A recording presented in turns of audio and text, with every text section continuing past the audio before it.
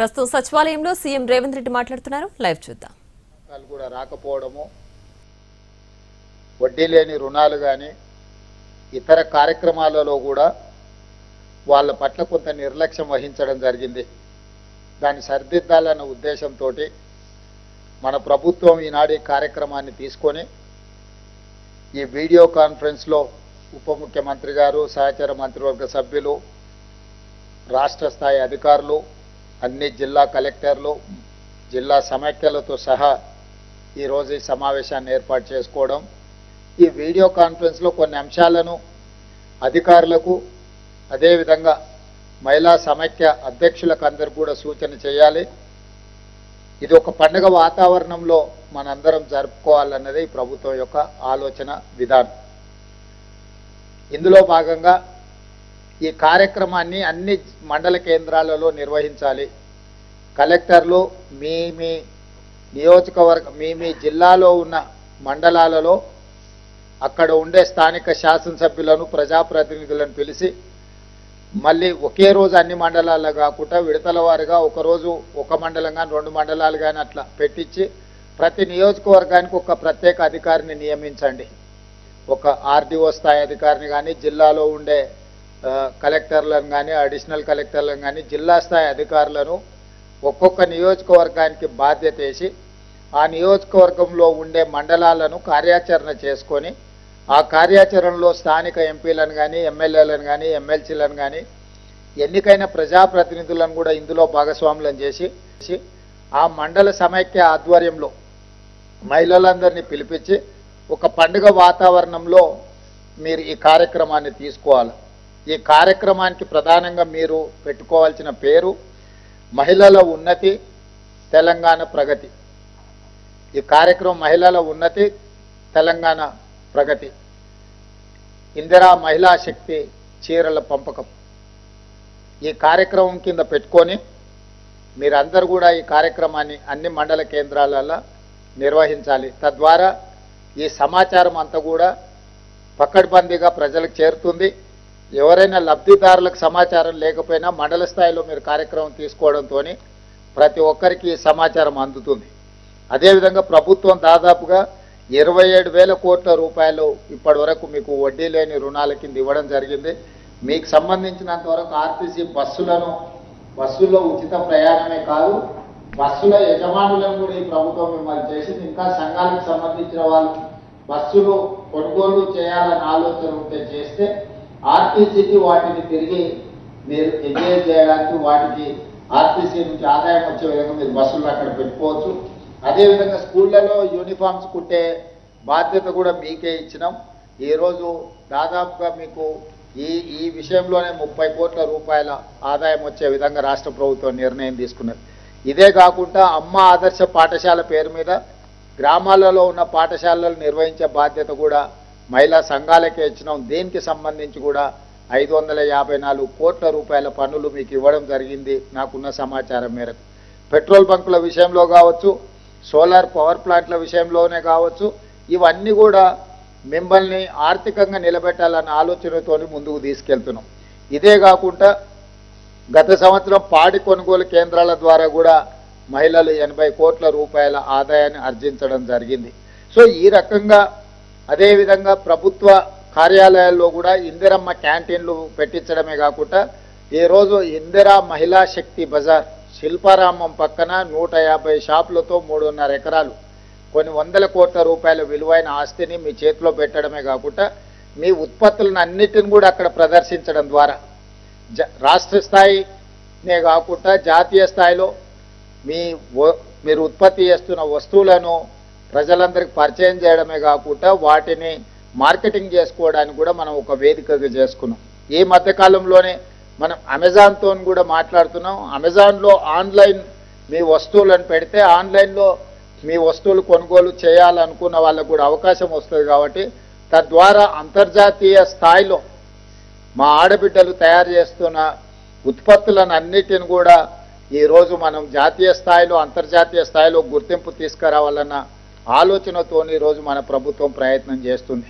మన ఆలోచన అంతా ఒక్కటే, 1 కోటి మంది మహిళల్ని కోటీశ్వరులను చేయడమే లక్ష్యంగా 2034 సంవత్సరానికి ఈ తెలంగాణ రాష్ట్రంలో 1 కోటి మంది మహిళల్ని కోటీశ్వరులుగా తీర్చిదిద్దుతే ఆ కుటుంబం బాగుపడుతుంది. ఆడబిడ్డ ఆర్థికంగా బలపడితే ఆ కుటుంబంలో ఉన్న పిల్లల చదువులకు కానీ కుటుంబ సమస్యలకు కానీ అన్నిటికీ పరిష్కారం దొరుకుతుంది అని మనము బలంగా నమ్ముతున్నాం. దాంట్లో భాగంగానే ఈరోజు ఈ కార్యక్రమాలను తీసుకోవడం జరిగింది. దీనికి సంబంధించి కొన్ని సూచనలు కలెక్టర్లకు అదేవిధంగా సంఘాల అధ్యక్షులకు నా సూచన ఏంటంటే, మనం సిపెక్ రీసెంట్గా మనము జనగణన మొత్తం అంతా తీసుకున్నాం. మీ జిల్లాల వివరాలు అన్నీ మీ దగ్గర ఉన్నాయి. దానికి సంబంధించి మహిళల వివరాలు కూడా మీ దగ్గర ఉన్నాయి. ఈరోజు గ్రామాలలో మీరు మహిళలకు చీరలు పంపిణీ చేసేటప్పుడు మీరు ఈ డేటాని కలెక్ట్ చేసుకోవాలి. మీరు అక్కడ చెక్ చేసుకోండి, ఏ గ్రామంలో ఎంతమంది మహిళలు ఉన్నారో కూడా 99% మీ దగ్గర సమాచారం ఉంది. 1 ఏమైనా మిస్ అయినా ఈ మధ్యకాలంలోనే రెవెన్యూ తరఫున విలేజ్ సెక్రటరీ ఆఫీసర్లను కూడా వేయడం జరిగింది. అదేవిధంగా మిగతా సంస్థల సంఘాల సభ్యులను కూడా గ్రామంలో ఉండే ఎవరైనా మిస్ అయితే కూడా వాళ్ళ వివరాలు సేకరించండి. ప్రతి మహిళ ఫేస్ రికగ్నైజేషన్ వీడియో తీసుకోవాలి. అదేవిధంగా ఆధార్ నెంబర్ కూడా మీరు కలెక్ట్ చేసుకోవాలి. పంపకాలు జరిగేటప్పుడు తప్పిదాలు జరగకుండా చూసుకోవడమే కాదు, భవిష్యత్తులో వాళ్ళకి ఏ పథకం మనం పంపించాలన్నా కలెక్టర్ల దగ్గర రెడీలీ అవైలబుల్ డేటా ఉంటుంది.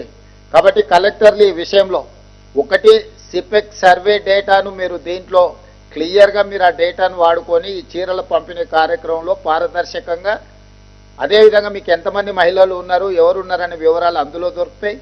అదేవిధంగా ఆధార్ నెంబర్ తీసుకొని రెండింటిని పోల్చి చూసుకున్నప్పుడు తప్పులు జరగకుండా ఉంటాయి. మూడోది, చీరలు అందించేటప్పుడు వాళ్ళది ఒక వీడియో తీసి మనోళ్ళు పెట్టుకున్నారంటే దానికి ఆధార్ కూడా ఇదైపోతే మనకు కరెక్ట్గా ఎక్కడైనా ఓవర్లాప్ అయింది కానీ లేకపోతే ఎక్కడైనా చిన్న చిన్న వివాదాలకు తావు లేకుండా కొందరు వచ్చినాయి రాలేదు అని వివాదం కూడా జరగకుండా, ఎందుకంటే ప్రతి మహిళకి ఇస్తున్నాం. ఈరోజు గ్రామీణ ప్రాంతాలలో 65 లక్షల మంది మహిళలకు 65 లక్షల చీరలు పంపిణీ చేస్తున్నాం. మున్సిపాలిటీస్లో పట్టణ ప్రాంతాలలో మార్చి 1 నుంచి మార్చి 8 వరకు 35 లక్షల చీరల పంపిణీ చేస్తున్నాం. అంటే 1 కోటి మంది మహిళలకు 1 కోటి చీరల పంపిణీ.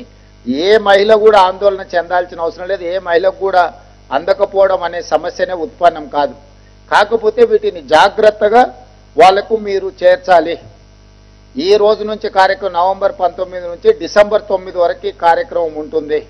ఈ పంపకాలకు పకడ్బందీగా మీరు కార్యాచరణ ఏర్పాటు చేసుకుని తర్వాత విడిగా సీతక్క గారు అదేవిధంగా దివ్య గారు మీకు కార్యాచరణను కూడా పంపుతారు. మీ లోకల్ కలెక్టర్లు కూడా మీ దగ్గర ఉన్న మండలాలు, మీ దగ్గర ఉన్న శాసనసభ నియోజకవర్గాలు, మీరు ఒక్కొక్క శాసనసభ కొన్నిసార్లు 2 జిల్లాలలో ఉంది, మీరు పక్క జిల్లా కలెక్టర్తో సమన్వయం చేసుకొని ఆ నియోజకవర్గానికి మొత్తం ఒకే ఆఫీసర్ను పెట్టుండ్రు ఇన్ఛార్జ్గా. ఎందుకంటే మీరు ఇది 2 ఆఫీసర్లను పెట్టి సమన్వయ లోపం జరుగుతుంది. కాబట్టి ఒక్కొక్క నియోజకవర్గానికి ఒక్కొక్క ఆఫీసర్ మీరు ప్రత్యేకంగా పెట్టి ఒక 1 వీక్ 10 డేస్ షెడ్యూల్ మీరు వాళ్ళకి వేసి ఇచ్చేస్తే ఆ నియోజకవర్గంలో ఉన్న 5, 6, 7, 8 మండలాలు ఉన్న రోజుకు 1 కానీ 2 కానీ పెట్టుకుంటే 1 వీక్ 10 డేస్లో ఈ కార్యక్రమం అంతా మీకు దారిలో పడుతుంది. కాబట్టి ఖచ్చితంగా దీన్ని సమన్వయం చేసుకొని, ఎందుకంటే పర్ఫెక్ట్ డేటా మీరు కలెక్ట్ చేయాలి. తూతూ మంత్రంగా ఏదో చేసినామనో ఇచ్చినామనో ఇట్లాంటి చిన్న చిన్న విషయాలు ఏమైనా చేస్తే ఇబ్బంది జరుగుతుంది. కాబట్టి మన దగ్గర ఇప్పుడు సిపెక్ డేటా ఉంది. చాలా పకడ్బందీగా మీరే ఇప్పుడు 99% ఇక్కడ ఉన్న కలెక్టర్లే ఈ డేటా అంతా కలెక్ట్ చేసిండ్రు. మహిళలు అందరూ కూడా వాళ్ళకు కొంత అవగాహన ఉంది. వీటన్నిటిని దృష్టిలో పెట్టుకొని మీరు ముందుకు తీసుకెళ్ళాలి. ఈ కార్యక్రమాన్ని కరెక్ట్గా అమలు చేయాలి. వీటిని అమలు చేయడం ద్వారా భవిష్యత్తులో ఇంకా ఏమైనా సంక్షేమ పథకాలు తీసుకొచ్చినప్పుడు మహిళలకు చేర్చడానికి ఇది మనకు ఒక ఇనిషియేటివ్. అంటే రేపు భవిష్యత్తులో ఏది ఇవ్వాలన్నా మీ దగ్గర పక్కా సమాచారం ఉంటుంది, సరైన పకడ్బందీ ప్రణాళిక ఉంటుంది. కాబట్టి ఆ రకంగా ముందుకు వెళ్లాల్సిందిగా కలెక్టర్లందరికీ సూచన చేస్తూ ఎక్కడికక్కడ మీరు సంఘాలతోని సమన్వయం చేసుకోండి. జిల్లా కానీ మండల కానీ గ్రామ సమైక్యాలను అందరినీ కూడా సమన్వయం చేసుకొని ముందుకు వెళ్లాల్సిందిగా, ఈ కార్యక్రమాన్ని విజయవంతం చేయాల్సిందిగా, ఎక్కడ ఎలాంటి వివాదాలకు తావు లేకుండా దీన్ని ముందుకు తీసుకెళ్లాల్సిందిగా కోరుకుంటూ అన్ని స్థాయిలలో ప్రజాప్రతినిధులను ఇందులో భాగస్వాములను చేయండి. ప్రజాప్రతినిధుల విషయంలో వివక్ష చూపించడం కానీ ప్రజాప్రతినిధులను ఆహ్వానించకుండా మీరు ఇంటిమేట్ చేయండి అడ్వాన్స్గా. వాళ్ళకు పార్టిసిపేట్ చేసే వాళ్ళు పార్టిసిపేట్ చేస్తారు, ఒకవేళ ఎవరైనా పార్టిసిపేట్ చేయకపోయినా మీరు కార్యాచరణ తీసుకెళ్ళండి. కానీ మీరు ప్రజాప్రతినిధులకు సమాచారాన్ని అందించకుండా ఉండకండి. ఖచ్చితంగా స్పెషల్ ఆఫీసర్, నియోజకవర్గానికి ఒక స్పెషల్ ఆఫీసర్ బాధ్యత ఆ నియోజకవర్గంలో ఉన్న ఎమ్మెల్యేలు కానీ ఎమ్మెల్సీలు కానీ ఆ లోకల్ ఎంపీకి కానీ ఖచ్చితంగా సమాచారం ఇచ్చి పర్సనల్ ఇంటిమేషన్ కూడా పంపించండి. దాంతో ఏంటంటే ఈ చిన్న చిన్న వివాదాలు లేకుండా క్లారిటీ వస్తుంది. ఆ రకంగా ఈ కార్యక్రమాన్ని మీరు ముందుకు తీసుకెళ్లాల్సిందిగా కోరుకుంటూ మరొకసారి శ్రీమతి ఇందిరాగాంధీ గారి జన్మదిన సందర్భంగా మహిళలకు అందిస్తున్న చీర ఈ కార్యక్రమాన్ని విజయవంతం చేయాల్సిందిగా అధికారులకు సంఘాల సభ్యులందరికీ సూచిస్తూ సెలవు తీసుకుంటున్నాం. ధన్యవాదాలు. Thank you sir. ఈ కార్యక్రమం ముగింపు చేసే ముందు చిన్న ఆడియో విజువల్ ఉన్నది సార్, దాంతో ఈ కార్యక్రమాన్ని ముగిస్తాం sir. You can play the ఏవి.